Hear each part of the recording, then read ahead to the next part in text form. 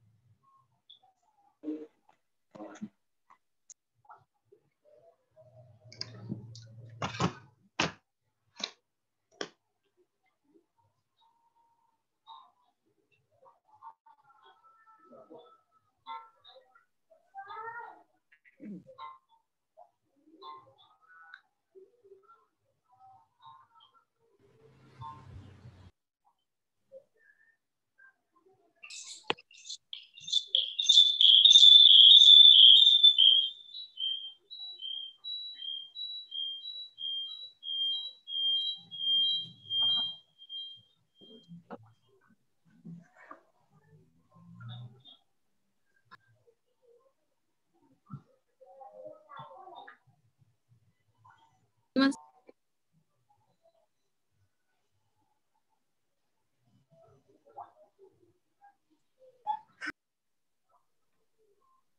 Gak enaknya malah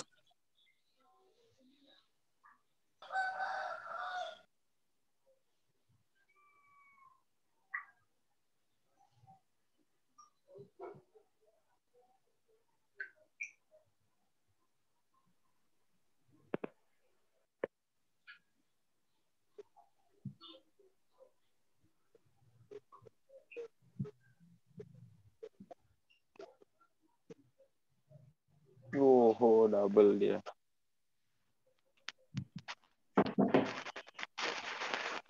Hah?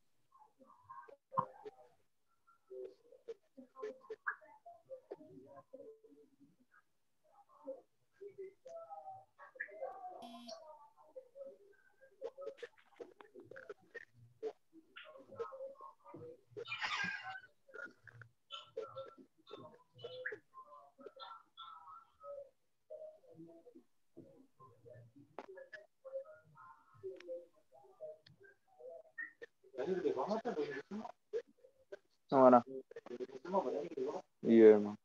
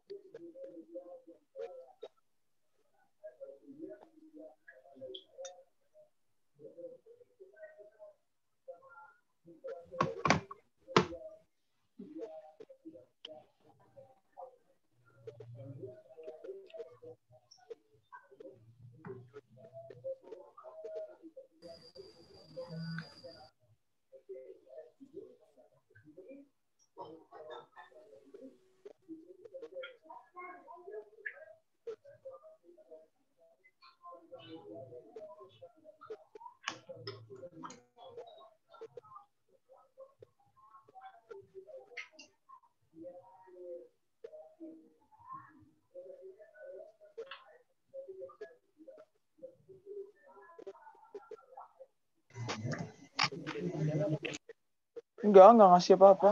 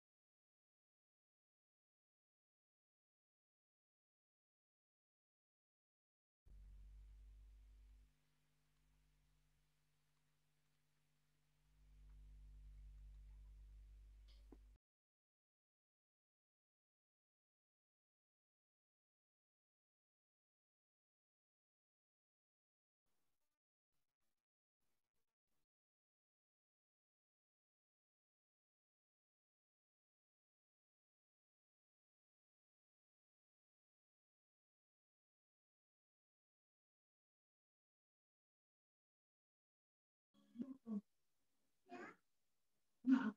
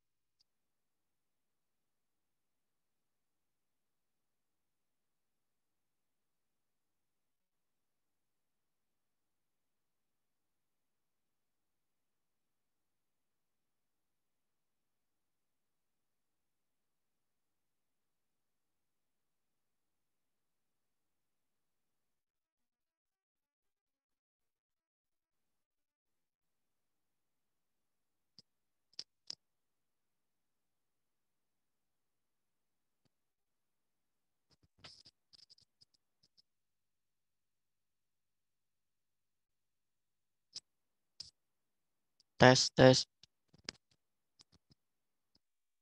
Punten Pak Ganjar. Ya, halo, kedengaran? Sudah bisa dimulai, Pak. Oh, sudah. Iya, ini sudah banyak pesertanya kayaknya. Oke, ya. Ada moderatornya? Sekalian sama MC, Pak, moderator ya, Pak. Oh, boleh lah, silahkan. PPT-nya di saya ya. Ya, siap, Pak.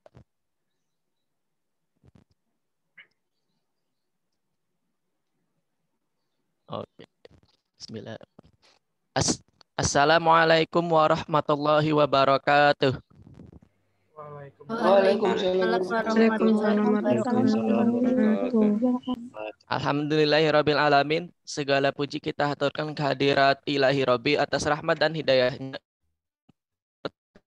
pada hari ini. Tepatnya pada hari Sabtu tanggal 24 Oktober 2020. Salawat dan salam semoga senantiasa tercurah kepada baginda kita Rasulullah Shallallahu Alaihi Wasallam sebagai uswatun hasanah sepanjang masa, juga pada keluarga, sahabat dan pengikutnya hingga akhir zaman nanti. Amin ya robbal alamin. Perkenalkan, nama saya Muhammad Zaki sebagai MC di Pekanan Kuliah Duha dan PAI kali ini yang bertemakan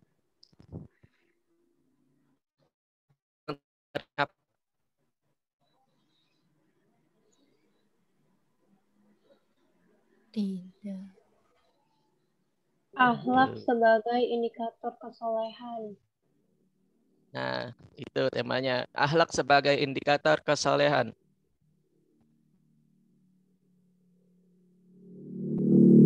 Nah, dengan dosen narasumber yaitu dosen kita tercinta, Bapak Ganjar Subakti. Nah, sebelum mulai acaranya, yuk jargon dulu yuk. Yuk nyalain semuanya mic-nya yuk. Ayo. Jargon dulu. Biar nggak pada ngantuk.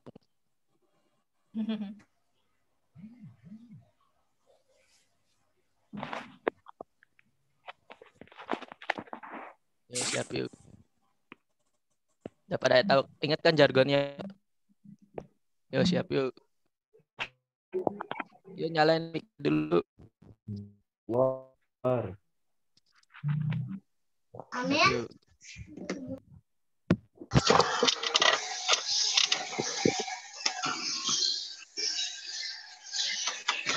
Yuk nyalain mic-nya dulu yuk, kita jargon dulu.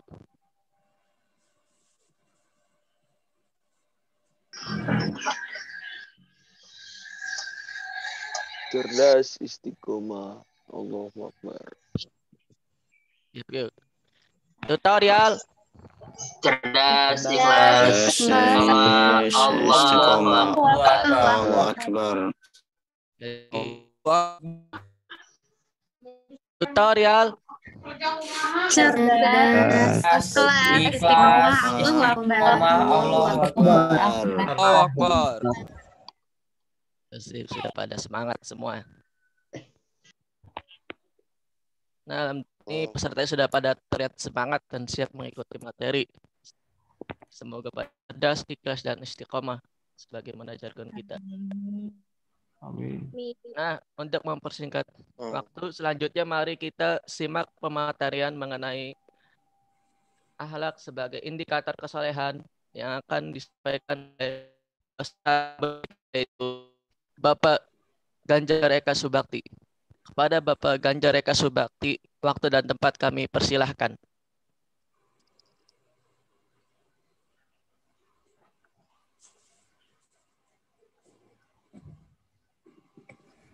Oke, assalamualaikum warahmatullahi wabarakatuh.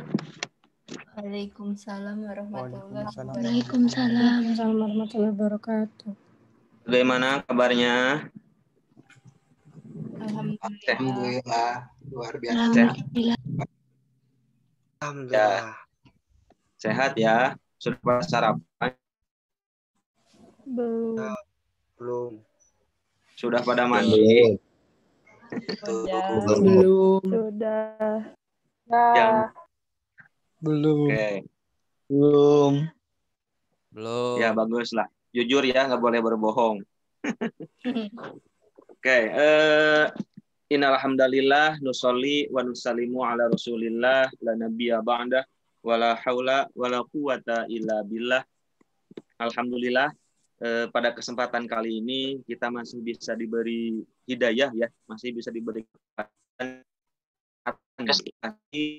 kesehatan batin gitu kan, karena tidak sedikit ada orang yang sehat lahirnya tapi karena malas kan nggak ikut juga, ada yang sehat batinnya tapi emang lahirnya sakit gitu kan, demam dan lain sebagainya.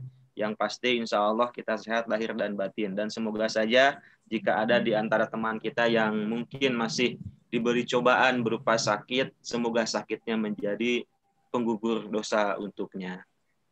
Oke, pada kesempatan kali ini kita akan berdiskusi mungkin ya, tepatnya mungkin tentang indikator kesalehan. Saya rasa PPT-nya sudah muncul ya. Sudah. Oke. Nah, ini indikator yang ingin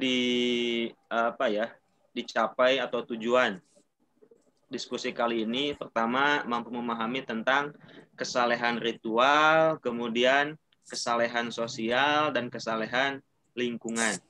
Yang kedua, menerapkan kesalehan dalam aktivitas keseharian. Jadi bagaimana kita menerapkan kesalehan itu. Yang ketiga, sadar terhadap konsekuensi dari setiap perilaku.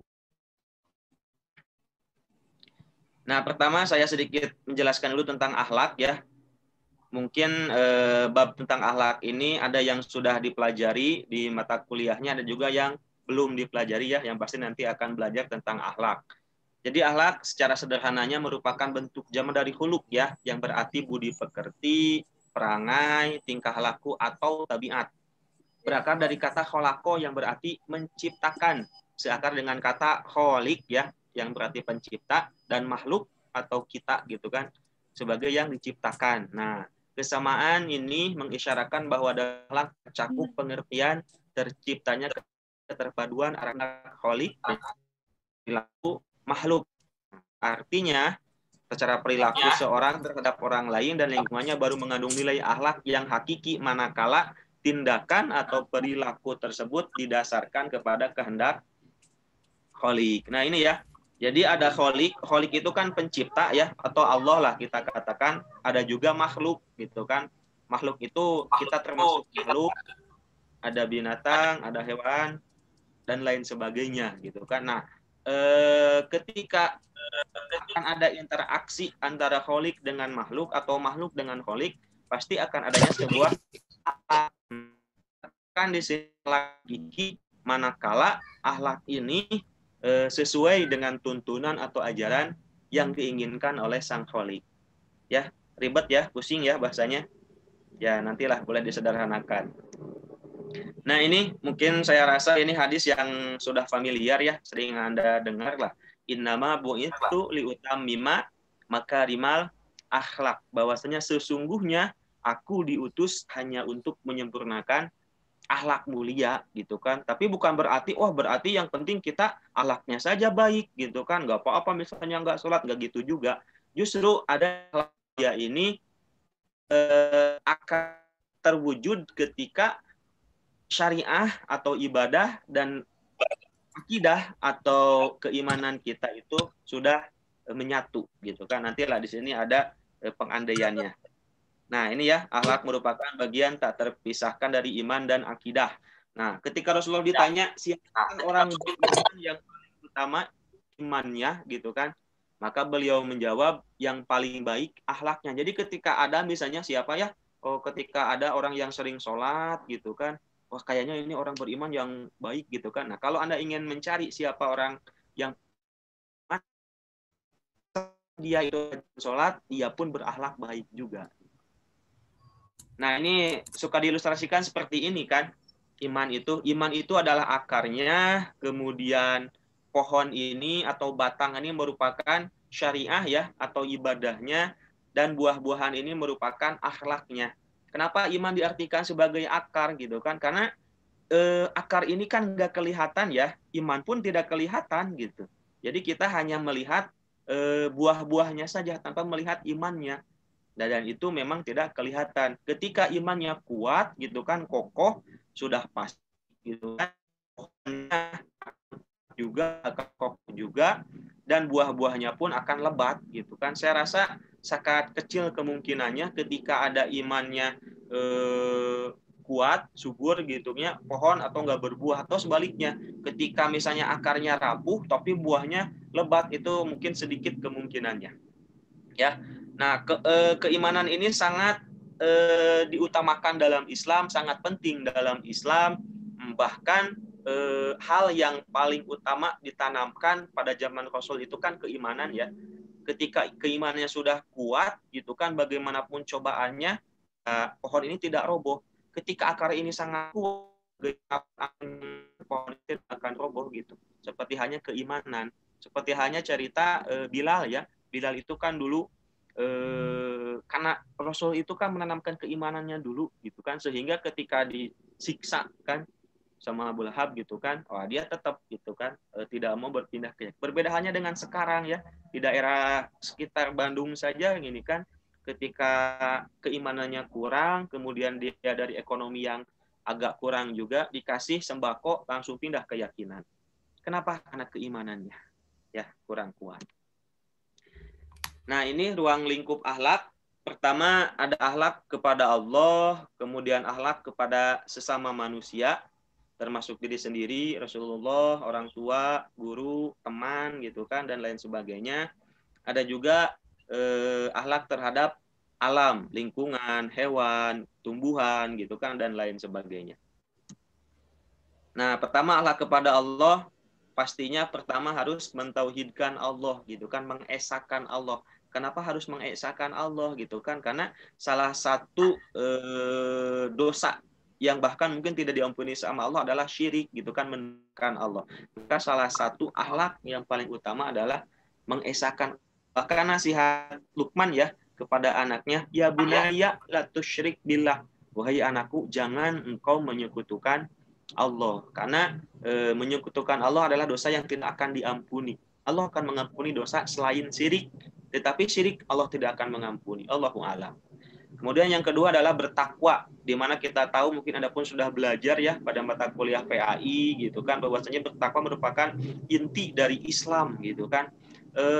Allah tidak akan melihat seseorang baik dari rupa, bentuk gitu kan, status, kemudian kaya atau miskin misalnya kan, tetapi Allah melihat dari ketakwaannya. Ketika ketakwaannya tersebut, ketika misalnya orang yang statusnya rendah tapi ketakwaannya tinggi, Allah lebih menyukai orang tersebut daripada statusnya tinggi tapi ketakwaannya rendah. Kemudian membaca Al-Quran, karena Al-Quran kan merupakan pedoman kita ya, ketika kita mau hidup di dunia dengan ya dengan selamat lah dunia dan akhirat, pasti harus mengikuti pedoman gitu. Ketika kita tidak mengikuti pedoman, ya wayahna gitu kan, kita akan melenceng dari ajaran yang sesungguhnya. Kemudian ikhlas, karena ibadah itu kan dasarnya itu harus ikhlas. Kalau tanpa ikhlas, ibadahnya kan tidak diterima ya, sangat sayang sekali. Ketika Anda misalnya sudah sodakoh sangat banyak tapi nggak ikhlas, sangat disayangkan. Jadi lebih baik sedikit tapi ikhlas, atau lebih baik lagi banyak dan ikhlas juga.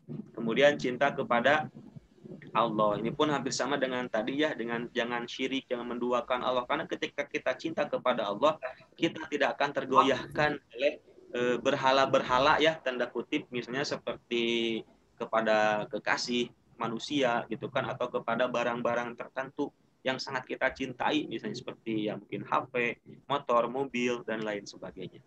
Kemudian yang tidak lupa juga kita akhlak kepada Allah itu adalah bersyukur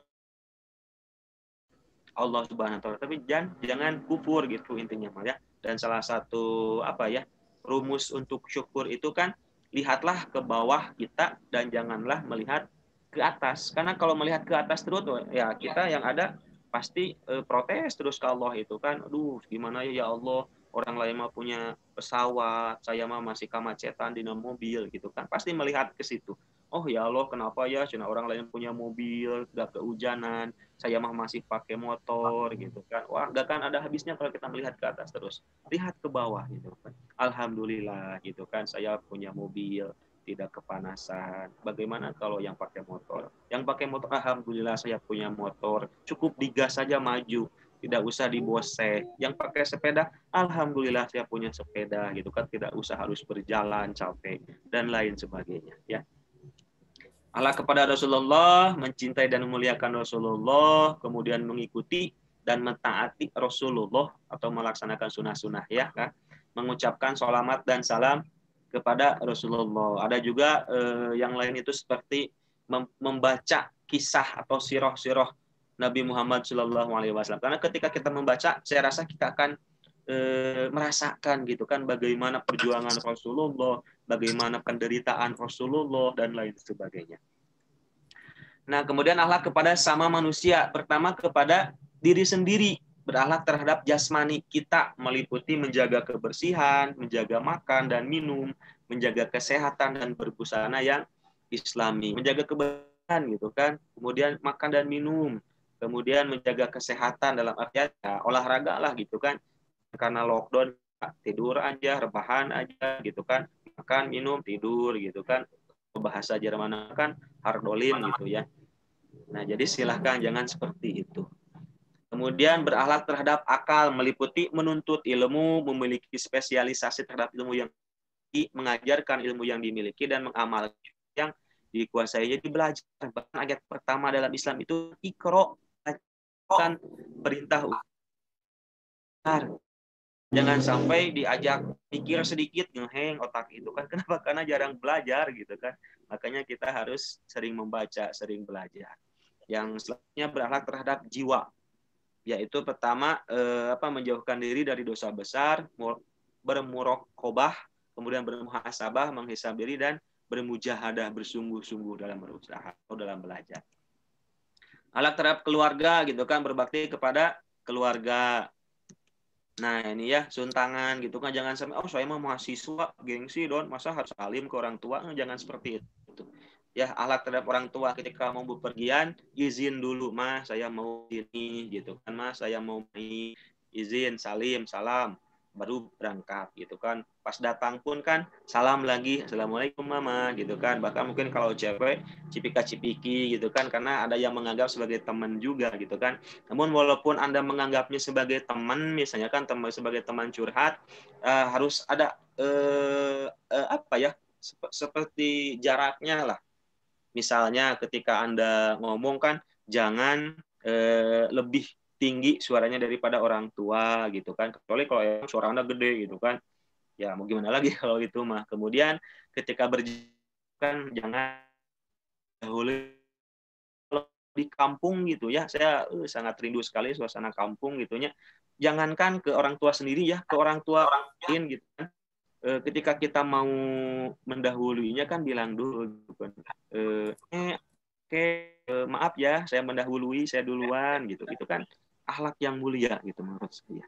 Dan sekarang di sini di kota-kota sudah jarang yang melakukan itu kan. Acuh saja mau ada melewati berapapun orang tua gitu kan. Nah, terhadap tetangga pun sama. Ini ya. Ini ada sebuah hadis. Nah, ini barang siapa yang beriman kepada Allah dan hari akhir, maka jangan menyakiti tetangganya. Barang siapa yang beriman kepada Allah dan hari akhir, maka hendaknya dia menghormati tamunya. Dan barang siapa yang beriman kepada Allah dan hari akhir, maka hendaknya dia berkata baik atau diam. Makanya diam itu bagaikan emas gitu kan. Ini dari hadis ini. Nah, jangan sampai seperti ini ya, sesama tetangga saling berantem gitu kan. Jangan. Kenapa? Karena ketika misalnya ya, nauzubillah, rumah Anda misalnya kebakaran gitu kan. Yang pertama kali nolong apa? Gak mungkin pemadam gitu kan. Anda menelpon pemadam langsung, Jol ada kan? Enggak gitu kan. Kecuali kalau tetangga Anda pemadam gitu kan, itu bisa langsung ada. Yang pasti ya janganlah berbuat demikian ya. Jangan berantem dengan tetangga. Kemudian akhlak terhadap lingkungan atau bukan ini bisa dikatakan sebagai kesalehan lingkungan ya, yang tadi kita bahas dalam indikator. Pertama, melarang pencemaran lingkungan. Nah, Rasulullah bersabda, jauhilah 3 perilaku terlaknat. 1, buang kotoran di sumber air, kemudian di pinggir jalan dan di bawah naungan pohon. Bukan jangan BAB atau jangan pipis, apalagi di sumber airnya, kasihan itu yang ngambil air buat minum gitu kan. Di pinggir jalan kan membuat bau orang lain, demikian hanya di bawah naungan pohon kan suka dipakai untuk berteduh sama orang lain.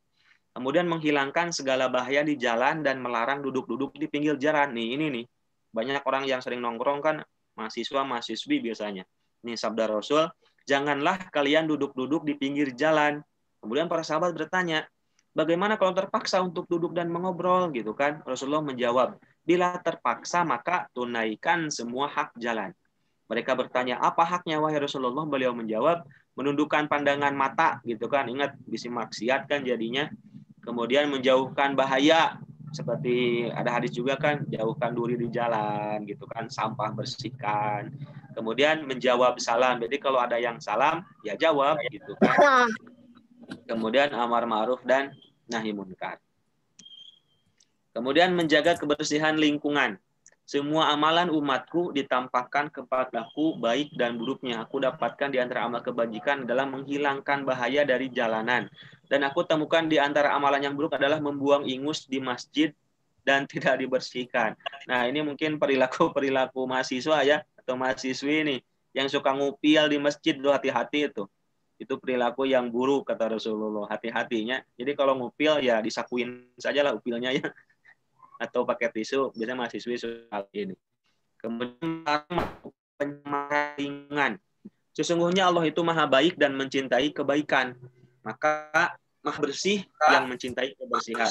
Oleh sebab itu, bersihkanlah halaman-halaman rumah kamu dan jangan menyerupai Yahudi gitu kan. Makanya kalau dulu itu di kampung kan nenek-nenek atau kakek-kakek nenek-nenek biasanya atau ibu-ibu ya, ketika bangun subuh langsung sapu-sapu itu kan. Wah, sekarang saya sudah jarang juga menemukan di kota-kota. Nah, kemudian Rasulullah melarang untuk membuang air kecil dalam air yang tidak mengalir karena akan merusak air itu, gitu kan. Nah, kemudian Rasulullah juga menyuruh kita untuk wangi, jangan sampai lu mahasiswa-mahasiswa ini udah kucal bau gitu kan, udah bajunya bolong-bolong kan, pakai jeans itu cowok itu, aduh gimana, rambut nggak disisir gitu kan. Wah, jangan seperti itulah. Ya, karena ya banyak sekali hadis yang mengajarkan kita untuk menjaga kebersihan gitu kan. Ini pun salah satu contohnya, kita harus bersih dan wangi, pakai baju yang rapi gitu kan. Ya walaupun enggak bagus-bagus amat, tapi ya bersih lah gitu kan. Ya walaupun agak bau sedikit, ya semprotlah pakai parfum sedikit. Kecuali mungkin kalau perempuan ya jangan terlalu menyegak pisan gitu kan. Sampai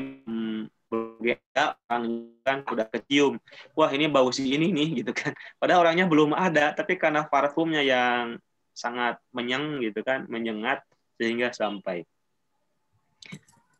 Nah, kemudian menganjurkan umat manusia untuk menghidupkan lahan mati dan menanaminya dengan pepohonan. Ini anjuran ya. Ada sebuah hadis dari Muslim dan Ahmad, tidaklah seorang muslim menanam pohon kecuali buah yang dimakannya menjadi sedekah.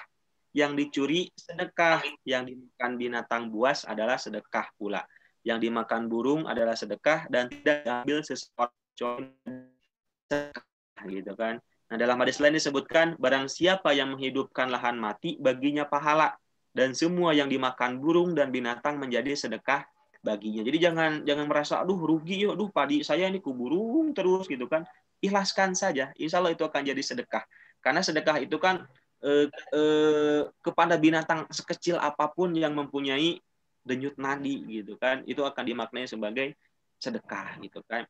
Nah, kemudian melakukan penghematan energi. Nah, suatu hari Rasulullah Shallallahu Alaihi Wasallam melewati Sa'ad sedang berwudu. Saat ini ya, mungkin seperti hanya ada di antara kita gitu kan yang sering wudu pakai kerannya kan gede banget. Jadi cukup kecil sajalah yang bisa memenuhi rukun wudu gitu kan. Kemudian Rasul mengkritik, mengapa boros wahai Sa'ad gitu kan. Sa'ad menjawab, apakah ada pemborosan air dalam wudhu? Kata dia. Rasul menjawab, iya gitu kan, walaupun kamu berada di sungai yang mengalir. Jadi walaupun di sungai gitunya jangan boros gitu. Jadi jangan, wah bro, kayak we mandi gitu kan. Enggak ya. Apalagi misalnya kita di keran gitu kan, atau di yang ya lebih sulit air lah. Dan menjaga keindahan. Allah berfirman, hai anak Adam, pakailah pakaianmu yang indah pada setiap memasuki masjid. Nabi bersabda, tidak dapat masuk surga orang yang di dalam hatinya terdapat sifat takabur, sekalipun hanya sezarroh, sebesar biji zarroh gitu. Kemudian berkatalah seseorang, sungguh orang itu senang memakai pakaian yang baik dan sandal yang baik. Kemudian Rasul berkata, sungguh Allah adalah bagus dan senang kepada kebagusan. Innallaha jamilun yuhibbul jamal. Mungkin ini hampir sama dengan yang tadi ya, poin yang tadi bahwasanya kita harus apa namanya itu ya, terus gitu kan, walaupun muka kita nggak terlalu ini ya dipoles lah sedikit gitu kan, tutupan pori-porinya mungkin dan lain sebagainya. Kemudian menyayangi binatang juga ya, dan saya mungkin termasuk orang yang menyukai binatang, kucing khususnya gitu kan. Nah, jangan sampai, bahkan ada kan riwayat yang apa tadi itu, yang sampai ada seorang yang mengurung kucing dan tidak dikasih makan dan dia pun masuk neraka ya. Itu salah satu bukti bahwasanya kita harus menyayangi kucing ya. Jadi bukan hanya tanaman saja, lingkungan pun termasuk ya binatang juga. Bahkan ada zina bukan, dia ngasih minum anjing ya, dan dia pun masuk surga. Ada itu, kenapa ya ini tadi, karena menyayangi binatang gitu kan. Dalam artian kembali lagi kepada hadis yang tadi, dalam ketika kita mengasih makan, minum atau apapun itu kepada makhluk hidup baik besar atau kecil, itu dikatakan sebagai sedekah. Nah, ini kesalehan ritual dan kesalehan sosial. Sebenarnya kesalehan ritual dan kesalehan sosial ini hampir sama dengan hablum minallah dan hablum minannas. Jadi kalau soleh ritual itu kan hablum minallah, sedang soleh sosial minannas. Sebenarnya kita tidak bisa memilih, wah yang penting mah hablum minallah saja, nggak apa-apa hablum minannasnya, atau sebaliknya, yang penting mah hablum minannasnya saja, nggak apa-apa hablum minallah, enggak. Jadi yang bagus itu memang keduanya beriringan gitu ya. Jadi tidak boleh kita mengutamakan salah. Kita emang dianjurkan atau disuruh untuk mengutamakan hablum minannas gitu ya. Nah, hablum minallah, bahkan dulu sempat ya ada seorang sahabat itu melaporkan kepada Rasul, ya Rasul, suami saya ini katanya kan setiap malam dia sholat terus gitu kan, sholat malam terus, kemudian siangnya dia saum terus, gak ada waktu buat keluarga gitu kan. Nah, akhirnya Rasul pun mendatangi si fulan tersebut gitu kan, dan ngasih masukan lah. bahwasanya janganlah engkau seperti itu, karena ada orang yang harus engkau nafkahi juga. Jadi kita tidak boleh hanya mementingkan hablum minallah saja atau ibadah kepada Allah saja gitu. Nah, hak Allah dibangun di atas toleransi, sedangkan hak hamba-hambanya dibangun di atas aturan yang sangat ketat. Jadi ini saya menekankan bahwasanya terkadang memang ibadah sosial ini atau kesalehan sosial ini lebih diutamakan daripada kesalehan ritual. Kenapa? Karena ini tadi biasanya hak Allah dibangun atas toleransi. Jadi banyak toleransinya Allah mah. Nah, sedangkan sebaliknya kalau hak hamba-hambanya dibangun di atas aturan yang cukup ketat gitu kan, dia lebih memprioritaskan kelangsungan hidup kita gitu kan. Ketika kita misalnya dalam sebuah kemadorotan kita akan meninggal gitu kan, kita diperbolehkan melakukan sesuatu yang mungkin asalnya itu tidak boleh. Nah, ini salah satu contoh-contohnya, misalnya ibadah haji misalnya yang hukumnya wajib dan membayar utang yang hukumnya juga wajib. Jadi ketika misalnya Anda punya uang ya, misalnya 50 juta untuk haji, tapi Anda pun punya utang juga 50 juta gitu kan. Maka yang harus didahulukan adalah kewajiban membayar utang dulu. Jadi jangan dulu yang sendiri kan, tetapi pentingkan dulu bayar utang, karena biar utang kan ya buat kita, biar plong juga buat orang yang diutangi juga kan bisa membutuhkan. Kemudian yang lainnya, seorang dokter yang mau melaksanakan ibadah sholat Jumat. Jadi ketika misalnya ada seorang dokter ya, dia itu ingin pergi sholat Jumat, di tengah jalan menemukan orang yang kecelakaan gitu kan. Sholat Jumat dulu apa celaka dulu? Nanti ya, misalnya ke yang celaka nanti ya, saya mau sholat dulu sebentar saja gitu kan, keburu mati gitu kan, apalagi lagi sekarat gitu ya. Makanya ya silahkan kan bisa diganti oleh sholat zuhur gitu kan, dan lain sebagainya. Dan sekali lagi, kesalehan sosial terkadang lebih diutamakan daripada kesalehan ritual. Nah, ini ada beberapa alasan juga ya. Pertama, menurut Jalaluddin Rahmat menyebutkan bahwa perbandingan ayat-ayat ibadah dan ayat-ayat yang menyangkut muamalah adalah 1 berbanding 100. Wah, cukup besar ya. Artinya untuk satu ayat masalah ibadah, maka ada 100 ayat yang bicara masalah muamalah atau masalah sosial. Nah, demikian hanya dalam hadis dari 20 jilid yang berkenaan dengan urusan ibadah. Itu kan jadi 16 jilid tentang muamalah, 4 jilid tentang 16 jilid tentang muamalah, betul, 4 jilid tentang yang ibadah gitu kan. Demikian halnya 2 jilid Sahih Bukhari, hadis-hadis yang memuat urusan ibadah hanya terdapat pada sepertiganya dari jilid pertama saja, sedangkan yang jilid keduanya dan sisanya itu semuanya membahas tentang muamalah. Jadi dalam hadis dan Al-Quran pun lebih mengutamakan kesalehan ritual. Nah, yang kedua, bila urusan ibadah bersamaan waktunya dengan urusan muamalah yang penting, maka kegiatan ibadah dapat disegerakan, diperpendek, atau ditangguhkan. Meski ingat ya, tidak boleh ditinggalkan. Jadi sesakit apapun kan sholat itu tidak boleh ditinggalkan ya. Ketika Anda tidak bisa berjalan misalnya atau kakinya sakit, ya boleh sambil dudukan. Ketika Anda nggak bisa berdiri, boleh sambil berbaring gitu kan. Yang pasti jangan sambil tiduran, jangan sambil tidur. Tidur makan merem gitu. Apalagi misalnya, kecuali misalnya kedipan mata, ya takbir pakai kedipan mata saja. Kedip Allahu Akbar gitu kan. Kalau misalnya Anda tidak bisa menggerakkan badan Anda, tapi hati Anda masih sadar gitu kan. Nah, makanya dalam hati saja Allahu Akbar. Itu saking pentingnya ibadah ritual gitu ya, atau ibadah sholat. Nah, misalnya dalam hadis Bukhari dan Muslim dari Anas bin Malik, Rasulullah SAW berkata, aku sedang sholat dan aku ingin memanjangkannya, tapi aku dengar tangisan bayi. Aku pendekkan sholatku karena aku maklum karena tangisan itu. Jadi ketika ini kan hadis ya, Jadi ketika Rasul sedang sholat nih, kedengaran suara tangisan bayi, wah, misalnya gitu ya. Karena tidak mau sholatnya dan sholat orang tuanya pasti kan nggak tenang ya. Aduh, ini bayi saya berisik banget. Aduh, ini bayi saya berisik. Nah, makanya Rasul pun agak mempercepat sholatnya. Demikian halnya dalam hadis yang lain, Rasulullah SAW bersabda, mengingatkan imam sholat supaya memperpendek sholatnya bila ada jamaah yang sakit, orang lemah, orang tua, atau mendesak. Jadi seorang imam itu harus melihat makmumnya gitu kan. Anda harus menengok dulu, ini kebanyakan siapa ini gitu kan. Wah, ini orang tua, maka agak dipercepat sholatnya. Allahu Akbar gitu kan. Ketika ruku jangan dilama-lama gitu kan.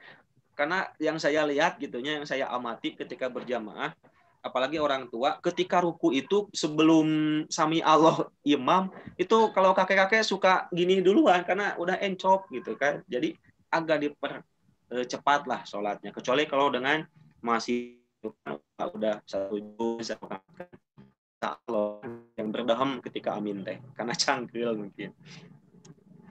Ibadah yang berhubungan dengan masyarakat sosial dinilai atau diganjar lebih tinggi. Nah, contohnya apa? Nah, ini contohnya sholat berjamaah kan, pahalanya lebih tinggi dibandingkan sholat sendirian atau munfarid. Berjamaah kan 27 derajat ya. Dan kita pun, bacaan kita pun sudah diwakili sama imam. Jadi ketika bacaan kita emang nggak benar gitunya, balilol, Al-Fatihah salah, itu sudah diwakili sama imam. Jadi kita jangan takut sholat kita nggak sah. Bila ada urusan ibadah yang tidak sempurna atau batal, maka tebusannya atau kifarat harus berupa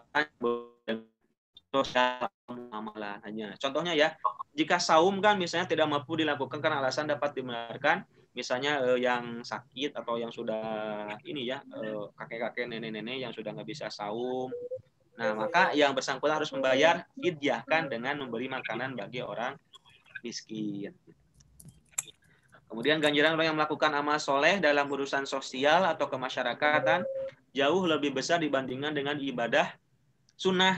Nah, contohnya ini dari hadis Abu Dawud, maukah kamu aku beritahukan derajat apa yang lebih utama daripada sholat, siam dan jawab itu mendamaikan dua pihak yang bertengkar gitu kan. Jadi ketika ada berantem jangan ditangkap, aduh tonjok jangan gitu kan. Kebanyakan kan Anda gitunya ya, kecuali kalau itu emang sengaja itu seperti tinju gitu kan, itu beda lagi, itu mah olahraga. Tapi kalau ini emang berantem beneran gitu kan, jangan ditangkap, oh yo tonjok atau cinggelut jangan ya. Nah, justru ketika kita memisahkan itu, nah ini kan diumpamakan, derajatnya lebih utama daripada sholat, saum ataupun sedekah. Apa itu kan enggak, kasihan yang ada. Nah, kemudian ini pun sama nih, kisah Abdurrahman Ibnu Al-Mubarak ya. Dia itu adalah seorang seorang ahli fikih, dan dia pun seorang ahli sunnah juga. Nah, suatu ketika setelah dia pergi berhaji gitu ya, nah dia itu tertidur setelah dia menunaikan ibadah haji lah, dia tertidur, kemudian di dalam tidurnya dia bermimpi ada dua malaikat yang gitu kan, obrolan seperti, aduh kasihan ya katanya kan, di 600 ribu jamaah haji, 600 ribu jamaah haji katanya, tidak ada satupun yang diterima hajinya sama Allah gitu kan. Nah di sini kan Abdullah bin Mubarak langsung takut, aduh gimana nih ibadah saya, takut ibadah saya tidak diterima gitu kan. Kemudian masih dalam mimpinya itu kan dia pun menyimak gitu kan. Nah tetapi kata malaikat ini, ada satu orang yang tidak melakukan haji tetapi dia diterima sama Allah, sehingga membuat yang lain pun terima. Kata malaikat yang lain, kok bisa? Nah, itu kehendak Allah gitu kan, karena sudah kehendak Allah tidak bisa. Nah, kemudian masih ngobrol juga, siapakah orang itu? Kata malaikat satu lagi kan, dia itu bernama Ali bin Al-Muwaffaq, seorang sol sepatu dari daerah Damaskus. Nah, ketika itu langsung Ibnu Mubarak ini langsung terbangun dari tidurnya. Nah, setelah beres itu dia pun langsung pergi ke Damaskus mencari yang namanya Ali bin Al-Muwaffaq. Siapa dia gitu? Dia ini nggak berhaji tapi diterima sama Allah atau mabrur gitu kan. Dicari-cari ke sedang melakukan soal sepatu gitu kan. Soal sepatu nggak gitu ya. Di kita mah gitu ya. Soal sepatu. Nah, udah gitu ditanya, apakah engkau Ali bin Al-Muwaffaq? Oh iya betul, ada apa gerangan gitu kan? Oh tidak, kemudian diceritakanlah bahwasanya dia bermimpi dua malaikat yang mengobrol pada tahun ini ada sekitar 600 jamaah haji, semuanya tidak diterima hajinya, tetapi ada satu orang katanya, yakni engkau. Amalan apakah yang engkau lakukan sehingga walaupun engkau tidak berhaji, engkau kasih pahala atau ganjaran gitu kan. Kemudian Ali bin Al-Muwaffaq pun bercerita bahwasanya suatu hari ketika itu istrinya itu sedang sangat ngidam, sedang hamil, mungkinnya sangat ngidam, kemudian mencium aroma yang sangat enak, aromanya makanan yang enak dari tetangganya.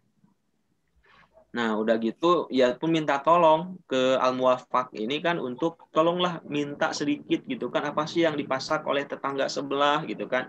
Nah, kemudian Al-Muwaffaq ini pergi ke gubuk yang sudah reyot itu, dia pun berjumpa dengan yang masih ibu istri yang yang sedang hamil, dan dia sangat mau sekali memakan masakan ibu gitu kan. Kemudian si ibu itu pun melihat mata Al-Muwaffaq ya nggak menjawab dulu gitu kan. Kemudian ditanya diminta lagi, tolonglah ibu gitu kan, tolonglah ibu gitu kan, ini buat istri saya yang sangat mengidam. Kemudian Al-Muwaffaq ini pun soalnya tegambaran Mas Rebu. Nah, kemudian ini apa namanya ya? Tuh kan lupa lagi, kepotong sama barusan yang ngobrol. Kemudian si ibu ini pun yang tadi memasak pun berkata bahwasanya daging yang saya masak ini halal buat saya, tetapi haram buat Anda. Kenapa demikian gitu kan? Karena kebetulan kan ibu ini punya 6 anak ya, dan dia sebenarnya sedang memasak bangkai keledai gitu ya, bangkai keledai. Nah, bangkai kan bagi kita haram ya, bagi orang yang mampu, tapi bagi orang yang sangat kesusahan, yang sangat darurat, dia pun berkata demikian, masakan ini halal buat kami karena kami miskin, tetapi haram buat kamu. Nah, seketika itu Al-Muwaffaq pun kan menangis. Dia pun pergi ke rumahnya, kemudian memasak masakan yang enak, yang halal dan bergizi sambil membawa tabungannya. Jadi dia berpuluh-puluh tahun dari hasil soal sepatu itu ditabung. Buat apa? Buat pergi haji. Nah, sudah siap lah, misalnya katakan 350 dirhamnya sudah siap untuk berhaji. Tapi apa? Tapi dia itu tadi, dia berikan semuanya ke semuanya juga kan makanan yang halal dan bergizi. Nah, dari peristiwa itulah mungkin akhirnya Ali bin Al-Muwaffaq pun walaupun tidak pergi berhaji, dia pun dikasih ganjaran sebagai haji yang mabrur atau haji yang diterima. Nah, ini terakhir ya, saya ngasihkan kutipan dari seorang petinju. Dia seorang petinju muslim, bahkan ketika dia menang lahnya dan akan dikasihkan sabuk emas gitu kan dari panitianya dari perempuan, dia tidak mau salam. Kenapa? Karena dia muslim. Apalagi ketika dia ditawari minuman keras atau khamar gitunya, dia pun menolaknya. Nah, dia berkata bahwasanya orang tidak membaca Al-Quran gitu kan, tidak membaca hadis, bahkan mungkin dia pun orang muslim akan malas ya mendengarkan ceramah-ceramah, apalagi diberi nasihat sama kita. Tetapi yang mereka baca adalah dirimu gitu kan, maka jadilah cerminan Islam yang baik gitu kan. Dalam artian orang muslim itu kan kebanyakan dari mereka tidak memandang atau tidak mempelajari agama kita, ya, tapi mereka mempelajari akhlak atau perilaku kita. Maka berperilakulah dengan akhlakul karimah. Saya rasa itu yang bisa saya tampilkan, yang bisa saya bagikan, yang pasti antara kesalehan ibadah kita kepada Allah, ya, baik itu meliputi ibadah mahdoh, ibadah goir mahdoh, ataupun ibadah wajahain, ataupun ibadah ritual dan ibadah sosial, serta kesalehan sosial juga yang dimana lebih kepada muamalah, ya, muamalah hubungan sesama manusia. Dan satu lagi ibadah atau kesalehan lingkungan, di mana akhlak kita terhadap lingkungan. Bagaimana kita jangan kencing atau BAB di sumber air, jangan sampai Anda misalnya apalagi cowoknya suka iseng misalnya mau pipis tapi pipisnya di lubang, kasihan lah, di situ ada hewan, ada binatang, macok kelamin Anda, syukurin, dalam artian ya harus beradab gitu ya. Saya rasa itu, terima kasih. Silahkan saya serahkan ke moderator.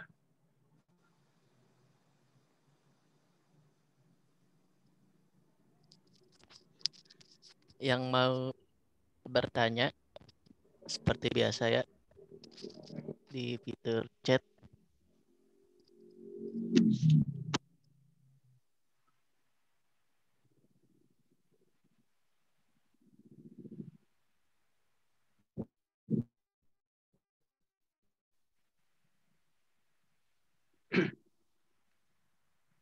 Oke, moderator ini langsung dijawab atau bagaimana? Boleh langsung dijawab saja, Pak. Sudah ada Oke. pertanyaan itu di fitur chat. Oke, ini dari Elvani ya. Elvani A dari Dik A. Mengenai kesalehan sosial atau hablum minan nas. Misalnya ada tetangga yang ingin berhutang, kita sebagai tetangganya pun mungkin meminjamkannya. Jika bisa bantu, tapi yang berhutang itu seringkali ketika berhutang ia tidak bisa membayarnya. Kita sebagai tetangganya harus gimana? Nah, ini mungkin dilematis ya. Bukan hanya tetangga, mungkin teman Anda pun seperti itu. Ketika kita, bahkan mungkin Anda termasuk, jangan ya, kasihan lah. Ketika kita sangat butuh gitu kan, ketika kita ingin meminjam, terkadang kita kayak budak gitu, aduh mohon gitunya, mohon gitu kan. Tetapi sebaliknya, ketika kita yang meminjamnya gitu kan, malah kita kayak jadi raja pas mau ditagih gitu kan, kita kemana gitu kan, kayak nanti terkadang kita memang seperti itu. Yang pertama ya mungkin ini dikembalikan lagi kepada pribadi Anda. Mungkin saya orang yang seperti itu juga, orang yang pulah pilih mungkinnya. Mungkin untuk pertama saya kasih dulu. Ketika dia ternyata, nanti ya saya kasihkan bulan depan gitu kan. Nah pas bulan depan dia tepat waktu. Saya suka kasih gitu kan kalau yang tepat waktu. Tapi kalau ada yang seperti tadi gitunya, saya kasihkan atau nanti ya bulan depan ditagih nggak ngasih. Bulan depannya lagi nggak ada kabar, kabarnya lagi udah pindah dan lain sebagainya gitu kan. Itu gimana gitu kan. Memang kalau dalam Islam itu lebih baik ya kalau emang uangnya sedikit dan Anda orang yang berada, yang lebih baik ikhlaskan saja. Tetapi bagusnya juga diingatkan, dia itu terus ingatkan saja ya. Dan ingatkan di sini bukan berarti emang Anda sangat butuh, tapi ingatkan buat kepentingan dia juga. Karena utang itu kan sampai Anda meninggal akan kebawa kan. Ya, bahkan ada sebuah cerita katanya kan ketika dia itu di akhirat itu sudah punya hutang gitu kan. Dan misalnya ditagih sama siapa ini, sama Elvani ya, ditagih dia teh ketika di akhirat itu, mana utang saya, dan dia katakan sudah habis gitu nya. Sudah habis semuanya, maka bisa nanti di akhirat misalnya dosa Elvani dikediakan. Itu kan sangat berat ya. Nauzubillah. Lebih baik sekarang sajalah kalau seperti itunya. Jadi Elvani ya, kalau lebih bagusnya kalau misalnya Anda termasuk orang yang berada lah. Jadi nggak sangat urgen sekali, ikhlaskan saja gitu kan. Karena ya kasihan gitu kan, seperti tadi ketika misalnya orangnya itu sudah di akhirat, dan sekali lagi utang itu akan ke bawah sampai akhiratnya. Ini pun nasihat bagi Anda yang suka berutang nih. Jadi utang itu utang kemudian kesalahan ya. Ingat hablum minanas ini. Minanas ketika punya dosa ke teman Anda, Allah tidak akan mengampuni sebelum teman Anda mengampuni. Ya, itu catatannya. Ya, ketika Anda punya dosa, punya kesalahan ke teman Anda, Allah tidak akan mengampuni sebelum teman Anda mengampuni Anda. Nah, makanya mungkin cerita ayahnya Imam Malik, kalau nggak salah ya, ayahnya Imam Malik ini kan ketika di perjalanan ke sungai ya, lagi beristirahat lah dia itu, menemukan buah apel. Dimakan sama dia teh, karena lapar gitu kan, nggak sadar. Duh, ya baru sadar, astagfirullahaladzim. Saya lupa, ini buah apel ini dari saya halalan buah apel ini gitu kan. Ditelusuri sampailah di sebuah gubuk gitu kan. Nah, di sana baru dia minta keikhlasan ke pemiliknya. Wahai fulan, wahai bapak atau siapa gitu. Tolong saya minta keikhlasannya dari buah apel ini gitu kan. Tetapi sayangnya si orang tua ini tidak mau mengikhlaskan si buah apel. Kan makin ruas juga gitu kan. Aduh, nggak ikhlas nih, gimana nih? Kecuali katanya engkau menikahi anak saya yang buta, yang tuli, yang bisu, dan yang lumpuh. Tapi karena emang dia itu mau kerinduan sebuah apel itu, dia pun ya saya nggak apa-apalah menikah dengan anak bapak yang cacat gitu kan, yang punya kekurangan itu. Nah, kemudian dipertemukanlah dia itu dengan anaknya. Ketika dilihat, ternyata anaknya ini diketok gitu kan, tok tok tok, assalamualaikum gitunya. Anak di dalam menjawab, waalaikumsalam. Loh, kok bisa ngomong? Katanya nggak bisa ngomong gitu kan. Kemudian kalau bisa ngomong, berarti bisa mendengar kan, gitu kan. Nah, udah gitu, nggak tuli gitu kan. Kemudian udah gitu kan, pas dibuka pintunya, dia pun bisa berjalan juga, nggak lumpuh gitu kan, dan bisa melihat itu. Dia memiliki anak Imam Malik yang terkenal itu tadi. Jadi itu salah satu kedahsyatannya, barokahnya atau apa tadi, ikhlas itu. Oke lah, terlalu panjang. Yang pasti ini dikembalikan lagi kepada Elvani ya, yang lebih bagusnya memang diikhlaskan lah kalau Anda termasuk orang yang berada atau tidak seberapa uangnya gitu kan.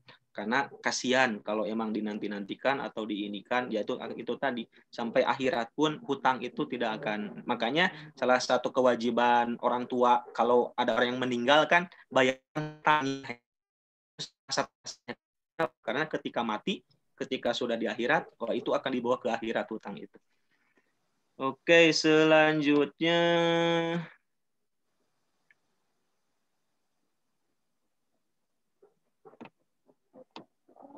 wah, cukup banyak. Moderator apa semuanya ini atau bagaimana? Mungkin 3 saja dulu, Pak. 3 ya. Kita sampai jam berapa? Sekitaran jam 11. Jam 11. Berarti 1 jam lagi dong. Jam 10.30, Pak. Mau 11.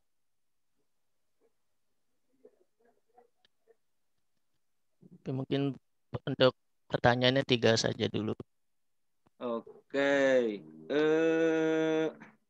Ini dari Rahmadi ya, dari PKO. Assalamualaikum Bapak. Waalaikumsalam. Saya Ramadi, Syaputra PKOA yang bertanya, Bapak bagaimana akhlak apabila seseorang sedang mencuri diam-diam dan ketika dia sedang melakukan aksinya ada pencuri dengan menodongkan senjata kekasih menolongnya tidak aksi penodongan itu. Saya bertanya bagaimana penjelasan apakah yang mencuri diampuni dosanya karena menolong nyawa seseorang atau tetap berdosa gitu kan. Oke, mungkin di satu sisi dia itu berbuat kejahatan, di satu sisi dia itu berbuat kebaikan gitu kan. Memang dalam sebuah ayat pun kan dikatakan bahwasanya al-hasanatu yudhibnu sayyiat, bahwasanya kebaikan itu akan menghilangkan kejelekan gitu kan. Tetapi kalaupun misalnya seperti itu dan ketika misalnya pencuri ini menyelamatkan si gadis ini, kemudian dia tetap mencuri gitu kan, mencuri kemudian memakan memakan uang gitu kan, uang dibelikan makanan kemudian menjadi darah kan, itu pun nggak barokah juga. Bahkan ada sebuah hadis juga yang menyatakan bahwasanya ketika ada dalam tubuh kita sesuatu hal yang diharamkan sama Allah, maka diharamkan bagi kita surga Allah gitu kan. Jadi mungkin nanti pada akhirnya ya akan ditimbang juga gitu kan pada yaumul mizan tadi, pada yaumul mizan gitu. Yang lebih baik, manakah yang paling berat amalnya, apakah kebaikannya ataukah kejelekannya. Kalau kejelekannya lebih berat, dia masuk neraka. Kalau kejelekannya lebih ringan, dia masuk ke surga. Selain daripada itu pun, ya yang pasti setiap segala sesuatu kita harus beristighfar gitu kan. Jadi bukan berarti ketika dia menolong sudah beres, enggak. Ya kecuali kalau lama-kelamaan gitu kan, dia pun bertobat, insaf gitu kan, bahwasanya apa yang dia curi gitu kan, ternyata itu salah gitunya. Sebuah gitu katakan kebaikan akan menghapus dosa, tapi bukan berarti itu pun menghalalkan yang Anda curi. Ya, semoga Rahmadi tidak puas kepada jawaban saya ya. Kemudian dari PKO juga izin bertanya Pak, dari Muhammad Arif mengenai akhlak terhadap Allah. Pasti ada saja seseorang yang hanya mengingat Allah ketika ia senang atau ketika pas butuhnya aja. Bagaimana Pak supaya seorang tersebut bisa selalu ingat dalam keadaan apapun? Nah ini baguslah pertanyaannya ya. Oke, mungkin kita sudah belajar tentang iman ya. Bagaimana naik turunnya iman. Bahkan terkadang ya, iman itu kan terkadang naik, ketika naik itu kita bisa melihat malaikat katanya kan. Dan mungkin Anda pun merasakan ya, suatu ketika aduh saya mah Pak asa soleh hari ini Pak. Kenapa soleh gitu kan? Wah saya tahajud Pak, bangun jam 3 tahajud terus sampai subuh. Subuh pun saya jamaatan Pak, ngaji Pak, terus Pak saya kuliah Pak. Misalnya saya bertanya di kuliah juga Pak gitu kan misalnya kan. Udah bertanya, wah saya berbuat baik, bla bla bla bla, sodakoh dan lain sebagainya. Tapi Pak besoknya lagi Pak, saya subuh kesiangan Pak, itu gimana itu Pak? Dan itu saya rasa sering sifat atau keimanan manusia itu yazid wa yanqus, terkadang naik, terkadang turun juga. Bagaimana agar kita selalu istiqomah? Ya banyak caranya. Seperti apa? Ya seperti misalnya kan kita selalu mendekati orang-orang soleh. Karena ketika kita berteman dengan orang soleh, kita pasti akan kecipratan. Seperti analoginya kan, ketika Anda bergaul dengan seorang tukang las ya, tukang las, pasti Anda akan kecipratan panasnya las itu gitu kan. Sebaliknya ketika Anda bergaul dengan seorang tukang parfum, ketika Anda orang-orang soleh gitu kan, teman-teman Anda sekelas misalnya ke masjid semuanya, makanya Anda hente kan asa malu gitu kan ngahiwal. Jadi pasti lama kelamaan pasti akan ini pertama itu tadi Anda harus mengikuti orang soleh. Pak, bagaimana kalau lingkungan saya kurang ini ya? Ya berhijrahlah. Kenapa Rasul dulu berhijrah? Karena sudah tidak memungkinkan gitu kan. Nah kemudian yang selanjutnya apa ya? Banyaklah seperti kalau di buku PAI sudah ada ya di situ ya, seperti baca Al-Quran gitu kan, kemudian mengikuti pengajian, itu kan salah satu untuk mencas kita. Kita kan kalau ikut pengajian itunya masuk dari keluar lagi. Nah, kalau mau terus masuk di kanan tanpa berhenti, terus pengajian lagi, biar terus diingatkan. Kalaupun misalnya enggak sekarang lagi COVID gitu ya, sekarang banyaklah media-media untuk meningkatkan atau mengistiqomahkan ibadah kita. YouTube gitu kan. Anda mau siapalah ustaz favorit Anda biasa gitu kan. Oh, saya mah mau Adi, Pak. Adi siapa? Adi kakak. Enggak Pak, Adi Hidayat. Oh, silahkan Adi Ustaz Adi Hidayat, mangga gitu kan. Ustaz Adi Hidayat dengan tata letaknya kan tahu. Saya ingin tahu tentang ayat ini. Oh, ini ayat ini ada di baris ke sini gitu kan. Wah, ini saya suka sekali Pak, silahkan kan. Pak saya mau Ustadz Abdul Somad, silahkan gitu kan. Ustadz Abdul Somad. Oh, Pak saya mau Ustadz Zakir Naik, Pak. Oh, silahkan Ustadz Zakir Naik, levelnya yang udah go internasional. Jadi silahkan. Sekarang mah gampang lah gitunya untuk dakwah gitu kan, atau sarana-sarana dakwah walaupun sedang COVID itu. Kemudian yang lainnya yaitu tadilah saya rasa itu pun ketika Anda menjalankan dengan baik, dengan benar, itu akan bisa membantu mengistiqomahkan ibadah Anda. Pertama itu bergaul dengan orang soleh, yang kedua sering ngaji gitu kan, bagaimana baca mengaji, kemudian baca hadisnya gitu kan, kemudian ikut pengajian boleh itu kan. Kalau misalnya apalagi lagi awam kan itu enaknya pengajian saja. Ya kalau enggak pun ya lihat YouTube yang menurut Anda menarik. Hanya misalnya golek ya nggak apa-apa. Wayang golek pun kan sebenarnya dalam itu terdapat nilai-nilai ketauhidan. Bahkan ya biasanya setiap temanya pun ada pasti mengandung dakwahnya juga gitu. Jadi silahkan sajalah. Oke, lanjut moderator. Lanjut, Pak. Oke. Ini dari siapa ini? Syakira ya.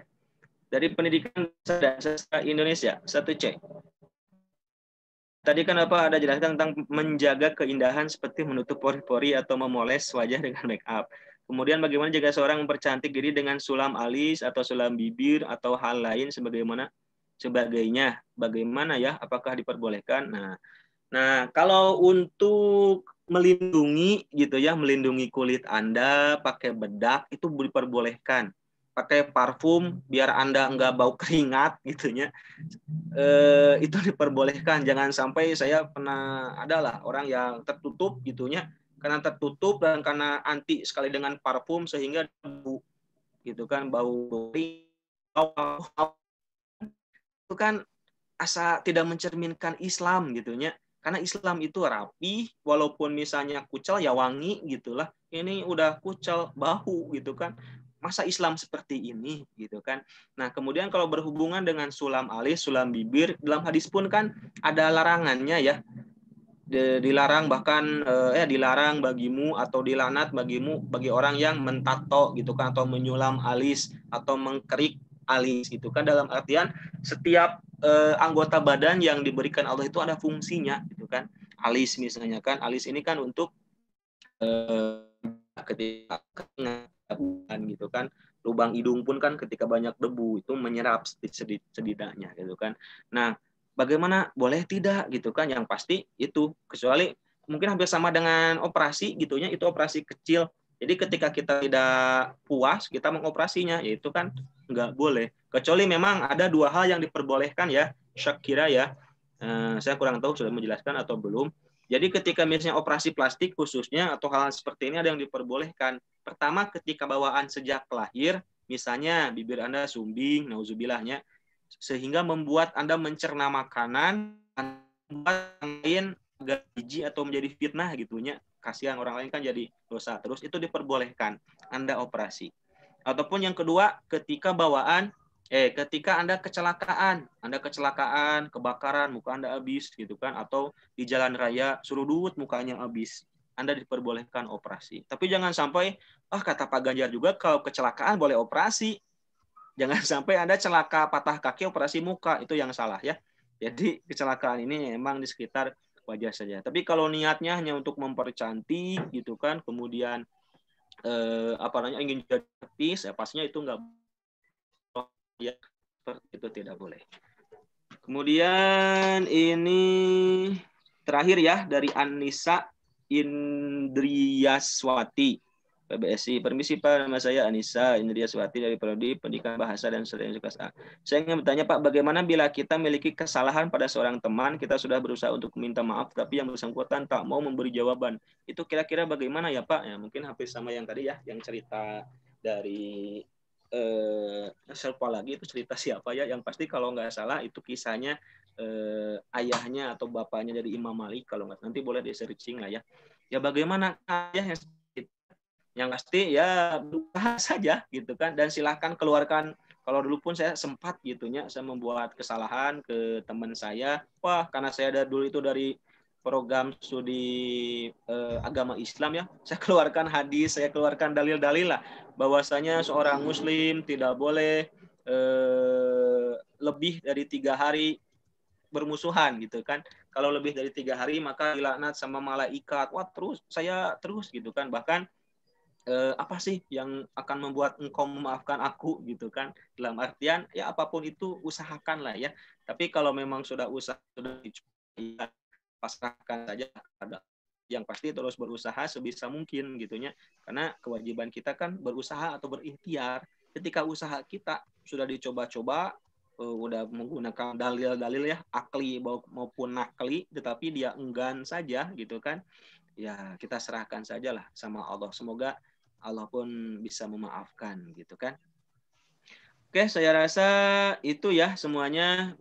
Terima kasih semuanya. Semoga bermanfaat untuk kelangsungan hidup kita. Dan sekali lagi ya, kutipan dari seorang petinju tadi kan bahwasanya non-muslim itu tidak melihat Al-Quran kita, tidak melihat hadis kita, bahkan mungkin mereka akan malas mendengar ceramah atau malas mendengar nasihat kita, tetapi mereka melihat kepribadian kita.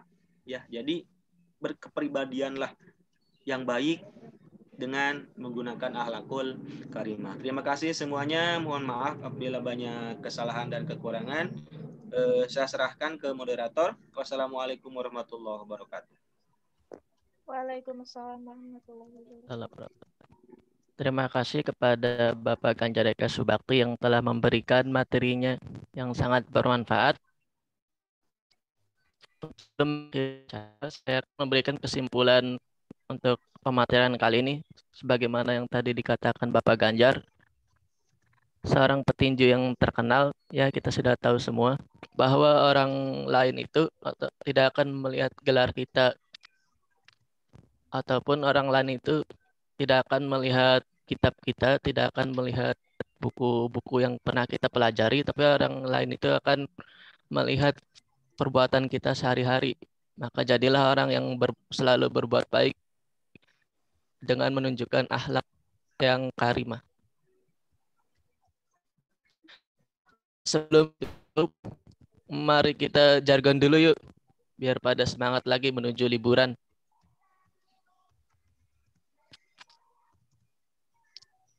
Ayo semuanya bersiap yuk pada jargon yuk. Siap. Buka mic-nya. Nanti kan mau pada liburan ya. Sebelum libur panjang ya lumayan. Hah? Siap. Berapa? Yuk, siap yuk.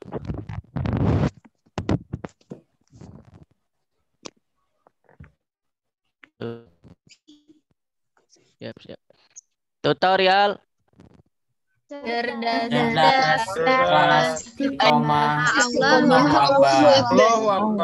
Akbar. Yuk 2 kali lagi yuk. Tutorial. cerdas, ikhlas, Istiqomah, Allahu Akbar. 1 kali lagi. Tutorial. cerdas, Allahu Akbar. Yuk, Allahu mantap. Akbar.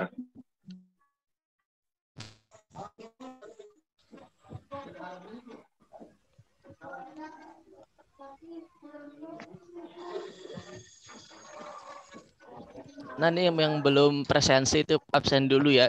Jangan lupa. Itu yang silakan yang belum presensi. Sudah ada itu presensinya.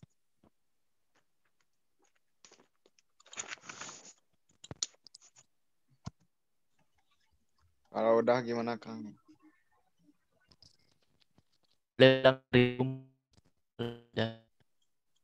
Resume jangan lupa.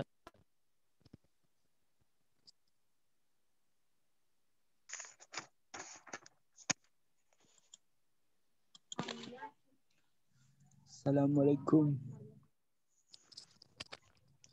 Waalaikumsalam. Waalaikumsalam.